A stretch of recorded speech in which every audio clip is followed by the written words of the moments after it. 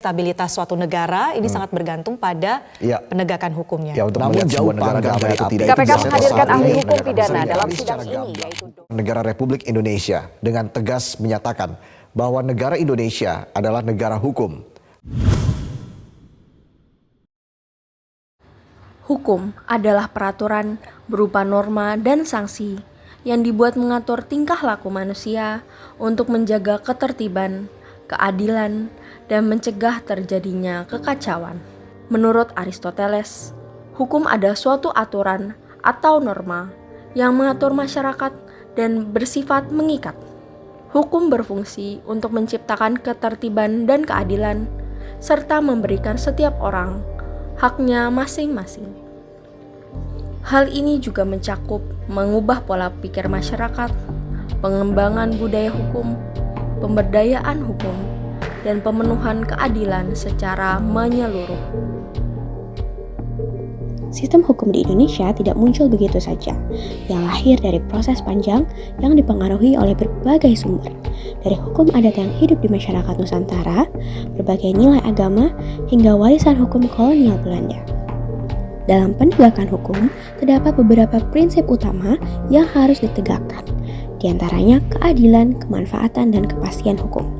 Tiga hal inilah yang menjadi penyeimbang agar hukum tidak hanya berlaku di atas kertas, tapi juga terasa di kehidupan nyata. Jika satu prinsip diabaikan, maka wibawa hukum akan luntur. Masyarakat akan kehilangan kepercayaan dan hukum hanya menjadi alat kekuasaan, bukan keadilan. Penegakan hukum di Indonesia dilakukan oleh berbagai lembaga seperti Kepolisian Republik Indonesia, Kejaksaan, Mahkamah Agung, Komisi Pemberantasan Korupsi, dan Badan Narkotika Nasional.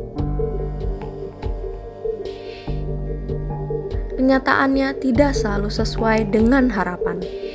Masih banyak praktik penegakan hukum yang bermasalah. Adanya tindakan korupsi, kolusi, dan nepotisme mencoret citra lembaga hukum. Kasus hukum yang tak kunjung selesai, hingga ketimpangan perlakuan antara rakyat kecil dan elit pemegang kekuasaan, menimbulkan ketidakpercayaan. Ungkapan hukum tajam ke bawah, tumpul ke atas, bukan lagi sekadar kritik, tapi cerminan realitas yang dirasakan oleh banyak warga. Tantangan penegakan hukum di Indonesia adalah soal mentalitas, integritas, dan keberanian untuk melawan sistem yang tidak adil.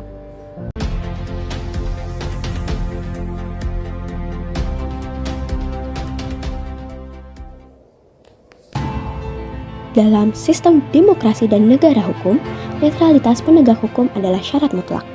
Hal ini berarti bahwa aparat penegak hukum seperti polisi, jaksa, dan hakim seharusnya bekerja secara independen, tidak tunduk pada tekanan politik, ekonomi, atau kekuasaan manapun. Jadi emang selemah itu kondisi masyarakat kita yang nggak berdaya kalau kita hadap-hadapan sama aparat penguasa gitu ya. Karena polisi memang sekuat itu.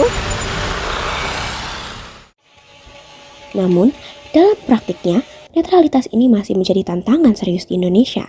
Banyak kasus yang menunjukkan bahwa penegakan hukum bisa dipengaruhi oleh kepentingan penguasa, baik secara langsung maupun tidak langsung. Misalnya, ada perbedaan kecepatan dan keseriusan dalam menangani kasus yang melibatkan tokoh politik tertentu. Terkadang hukum terasa tegas kepada masyarakat biasa, namun longgar terhadap elit yang berkuasa. Akses untuk mereka mau melapor ke polisi karena kalau misalnya ada ketidakadilan yang mereka rasakan itu jadi menurun gitu, kayak jadinya ya itu tadi muncullah si fenomena percuma lapor polisi itu ya.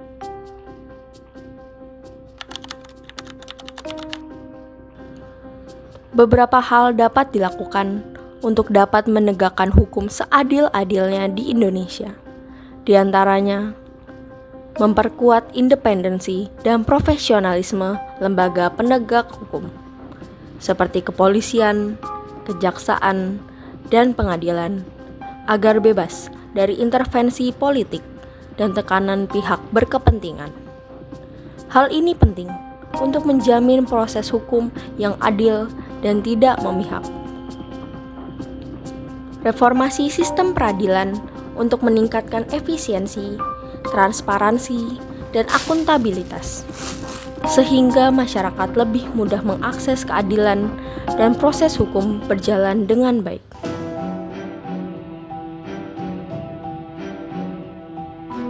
Merugikan banget lah, soalnya kan kalau korupsi itu kan jelas banget ya, makan uang rakyat lah intinya, kayak gitu, udah pasti ngerugiin. Oh jelas pasti merugikan ya, merugikan negara, merugikan rakyat. Pemberantasan korupsi di lembaga penegak hukum menjadi fokus utama agar tidak terjadi ketidakadilan akibat praktik korupsi yang merugikan masyarakat dan merusak kepercayaan publik.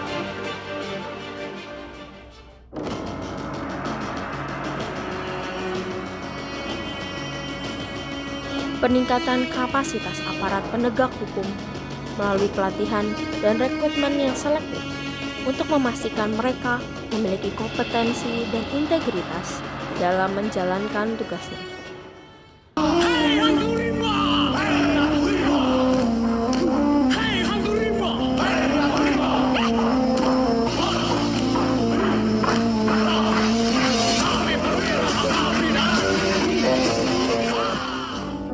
Penguatan kerangka hukum dan peraturan yang mendukung transparansi dan akuntabilitas dalam sistem penegakan hukum.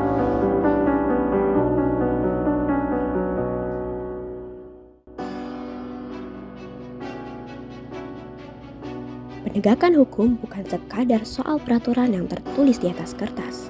Namun, penegakan hukum adalah cerminan dari nilai-nilai keadilan, kejujuran, dan keberanian dalam menjalankan kebenaran. Ketika lembaga penegak hukum dibersihkan dari kepentingan, ketika integritas dijunjung tinggi, dan ketika masyarakat berani bersuara serta taat hukum, maka penegakan hukum yang adil bukan lagi sekadar cita-cita. Namun, penegakan hukum adalah hal yang menjadi kenyataan.